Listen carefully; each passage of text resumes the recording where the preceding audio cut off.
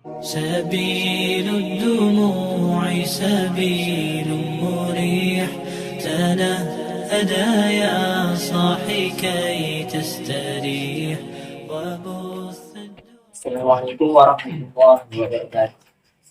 Ya, antara muslimin wa rahmatullahi wabarakatuh.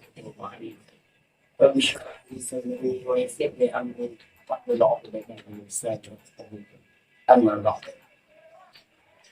Puji syukur Allah yang telah memberikan kita nikmat berupa iman, Islam dan juga ihsan. Dan sholawat serta salam semoga senantiasa tercurah dan kepada junjungan kita, baginda kita, habibana wa nabiyana Muhammad sallallahu alaihi wasallam beserta para sahabatnya, pengikutnya, KDM-nya dan kita telah mendapatkan syafaat yaumul qiyamah. Ini rahmatullah. Kalian tahu bagaimana sejaknya Islam masuk dan berkembang pada wilayah Afrika. Lalu bagaimana Islam bisa berkesan dalam sejarahnya yang kita bahas terlebih dahulu.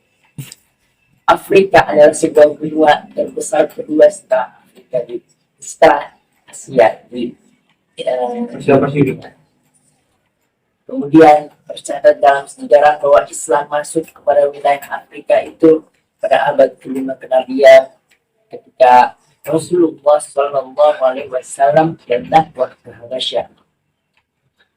Nah, di wilayah Afrika ini sebelum Islam masuk, wilayah ini adalah dihuni oleh bangsa Barbar.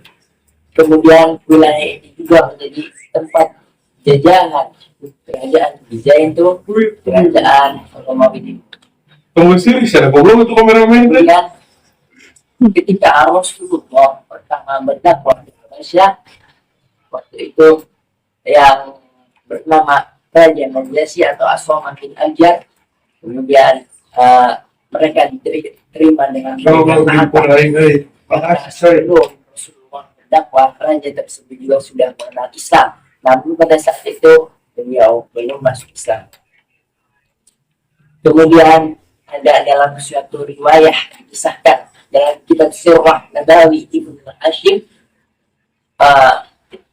Rasulullah mengutus Amr bin As kepada Amr bin Bayar untuk datang ke istana Raja Najasyi tersebut untuk menyampaikan surat yang Rasulullah untuk masuk Islam.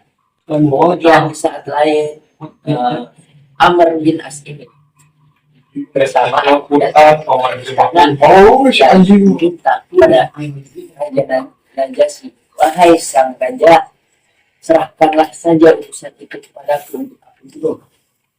Kemudian seorang raja tersebut mendengar kalimat sangat marah, kemudian menjawab, pantaskah kamu memintaku untuk menyerahkan urusan yang pernah didatangi malaikat Jibril sebagaimana pernah datang kepada Musa. Dengan itu kemudian raja tersebut menampar wajah sang Amr bin As sehingga akhirnya berdarah, keluar darah dari itu. Kemudian Amr bin As ini menjawab, betulkah itu wahai sang raja? Dilanjut oleh raja itu, celakalah kau wahai Amr, turutilah aku, ikutilah Muhammad demi Allah, dia berada di atas kebenaran, dan barang siapa yang menentangnya maka Allah pasti akan memenangkan sebagaimana Allah memenangkan Musa atas Fir'aun. سبيل الدموع سبيل مريح تنهدى يا صاحي كي تستريح وبث Hadirin rahimakumullah, Mesir menjadi pintu gerbang Islam, masuknya Islam ke wilayah Afrika, terutama pada wilayah Afrika Utara. Di wilayah tersebut banyak mengalami peradaban yang dibangun mulai dari segi budaya ataupun. Nah, pada peradaban Islam di wilayah Afrika ini mendirikan beberapa dinasti. Salah satunya adalah dinasti Umayyah, Abbasiyah, Sadiriyah, Murabitun, dan Muwahhidun. Nah, pada dinasti Umayyah, tepatnya pada Khalifah Umar bin Khattab, Khalifah Umar bin Khattab menekankan memperluas wilayah dari bagian timur hingga bagian barat, sehingga kerajaan-kerajaan Islam di wilayah lain pun mulai banyak berdiri. Kemudian pada dinasti Abbasiyah, yang mana sudah banyak diketahui, dinasti inilah yang disebut dinasti keemasan. Apa itu dinasti keemasan? Yaitu dinasti Islam pada puncak-puncaknya. Kemudian pada dinasti Abbasiyah inilah yang menjadikan peradaban Islam sudah mulai memuncak, baik dari segi moral maupun kebudayaannya. Dan bahkan ilmu pendidikan pun sudah ada.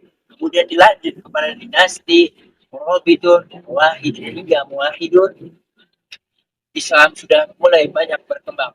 Nah, pada suatu kala yang menjadi faktor kemunduran peradaban Islam itu sendiri, kemunduran peradaban Islam itu sendiri disebabkan oleh dua faktor. Pertama itu faktor internal, yang kedua faktor eksternal. Nah, yang dari faktor internal itu salah satunya adalah munculnya pemikiran-pemikiran masyarakat itu sudah menuju zaman yang mana mengandung harta. Kemudian sudah mulai timbul ego di diri masing-masing, sehingga memikirkan harta. Dari situlah muncul faktor-faktor kemunduran. Nah, dari faktor eksternalnya salah satunya Daulah Turki Utsmani yang menjadi benteng terakhir saat itu kalah dalam peperangan. Akhirnya pada saat Baghdad jatuh di tangan Mongol, nah Mongol pun mulai melakukan penaklukan lain di wilayah kerajaan Islam yang lainnya, sehingga dari situlah peradaban Islam mulai mundur. Dan setelah tersebut ada kalanya ketika sudah mencapai puncak, peradaban Islam malah mundur, diakibatkan karena salah satunya Daulah Turki Utsmani kalah dalam peperangan. Nah, kemudian setelah 700 tahun, tentang waktu 700 tahun, hadirin rahimahullah, kalian sudah mengenal betapa luasnya benua Afrika itu. Karena benua ini sudah termasuk benua kedua terbesar, mengenai banyak wilayah yang menjadikan sejarah bagi peradaban Islam. Kemudian pada terkhusus wilayah Aljazair, Islam ini mengalami kebangkitan kembali pada saat itu, yang banyak sejarahnya Islam di Aljazair itu merupakan sejarah Islam yang lumayan panjang juga. Kemudian kita untuk mempelajari sejarah-sejarah yang telah dicantumkan dalam Islam, sebagaimana Allah Subhanahu wa taala berfirman dalam surah An-Nur,